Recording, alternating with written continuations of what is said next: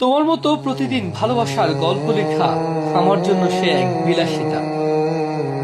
আমার পরিবার আমাকে নিয়ে তারা নিজেদের স্বপ্ন বুনে।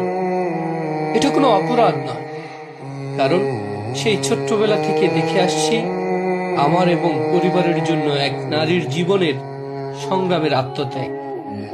তাই প্রতিদিনের জীবন সংগ্রামের লড়াইটা আমাকেই চালিয়ে যেতে হয়। স্বপ্ন দেখার নেশায় আমার রাত্রি যাপনের সেই তীব্র ব্যথা যন্ত্রণা তোমাদের মতো প্রণয় জোড়া যুগলবন্দিরা হয়তো কখনোই বুঝতে পারবে না। আমাকে এবং আমাদের সবাইকে তো পারতেই হবে, কারণ আমি জানি এই শহরে আমি একা নই। আমার মতো লক্ষ ছেলে এখনো এই শহরে এই একটা আশা নিয়ে বেঁচে আছে। বেঁচে থাকতে হয়, সময়ের অপেক্ষাও করতে হয়।